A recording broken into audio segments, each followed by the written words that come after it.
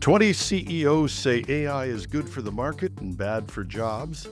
Accenture cuts 11,000 jobs and tells the rest of their staff to master AI. A robot expert says humanoid robots aren't going to work. And go north, young technologist. Canada puts out the welcome mat for high-tech talent. Welcome to Hashtag Trending. I'm your host, Jim Love. Let's get into it. Axios interviewed 20 CEOs last week and heard the same message. Artificial intelligence is boosting productivity and stock prices, but it's going to cut jobs. There is the promise of some new roles that will be created. That's not off the table. But those same executives said plainly, more will be lost than gained. Dario Amodei, the CEO of Anthropic, didn't sugarcoat it. He said it's going to be a jobs crisis. And Walmart's Doug McMillon told the Wall Street Journal, it's very clear that AI is going to change literally every job. Maybe there's a job in the world that AI won't change, but I haven't thought of it.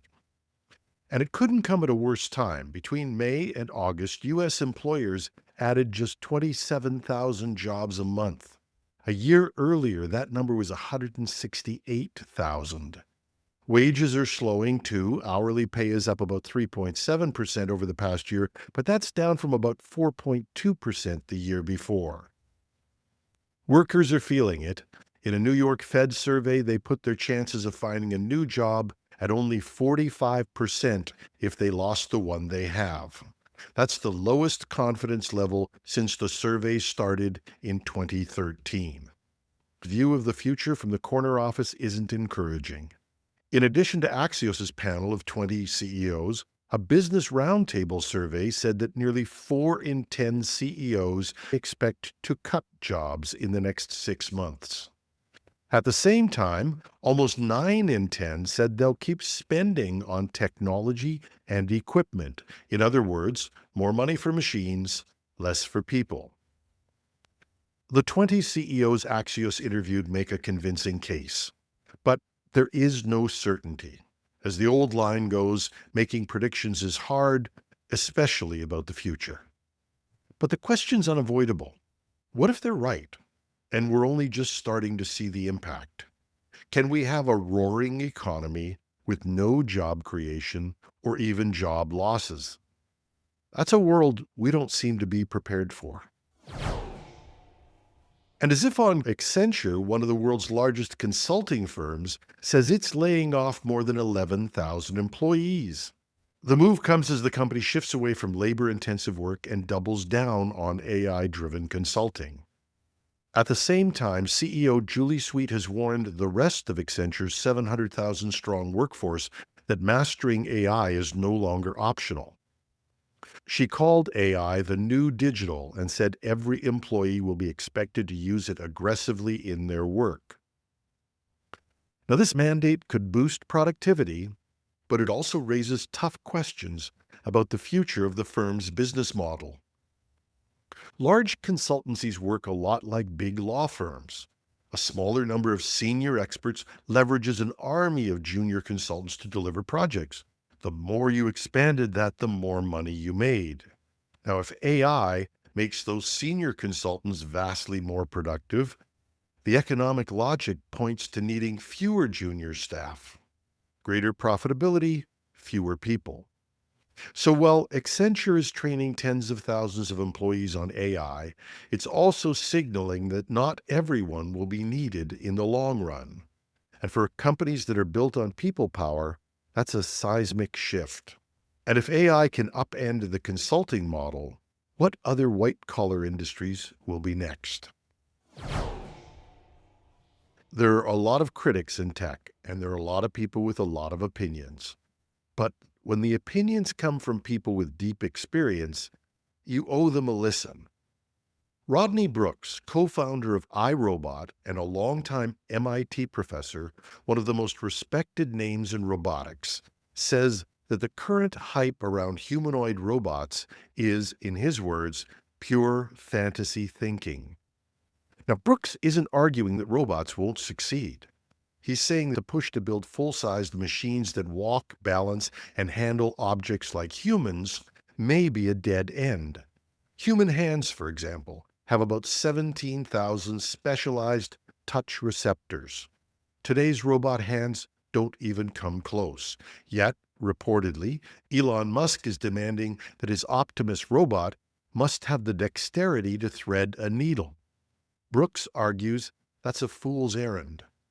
We recently saw a video of the Optimus robot clunking along like someone wearing an ill-fitting suit of armor, and that was in a simple and controlled environment.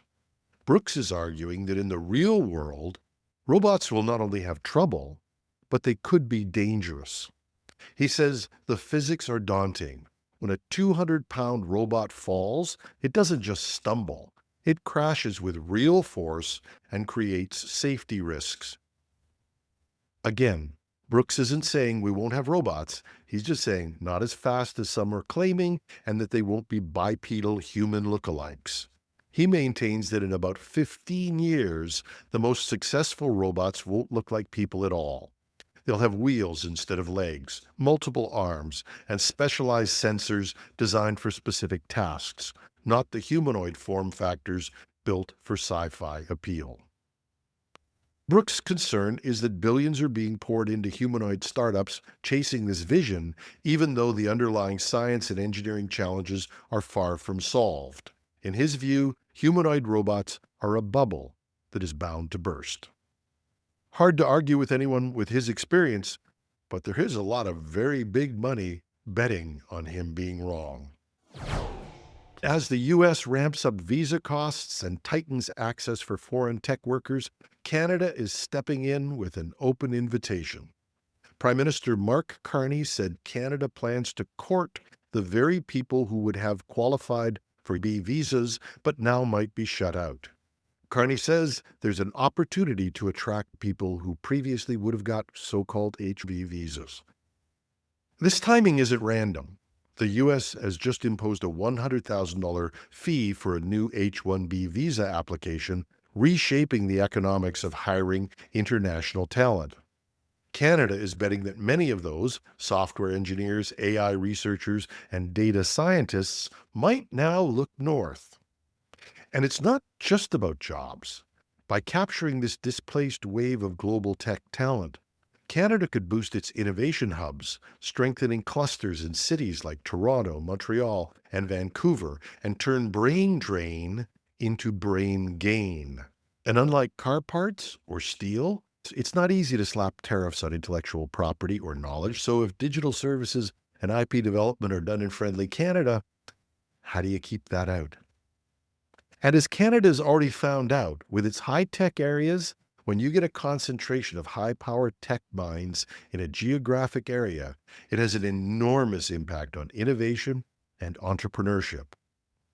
The big question is going to be whether Canada can deliver the full package: immigration pathways, tax regimes, and access to capital to make itself truly an alternative to Silicon Valley.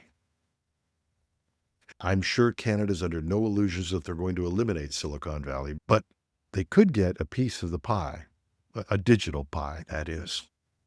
And that's our show. If you like what we're doing, please share the show with others. Give us a like or comment on your favorite podcast app or site. We are found everywhere: Apple, Spotify, YouTube, and more. We're back on Alexa speakers and Google smart speakers, although we're still wrestling with Google and Alexa at times. There's something causing an odd failure in our RSS. Bear with us, we haven't given up. But you do know you can find us on any podcast app, and if you get an iPhone, you can just say, "Hey Siri, play the podcast." But if you got this show and you've listened to the end, that's the good news, because I get to say it. Have a marvelous Monday.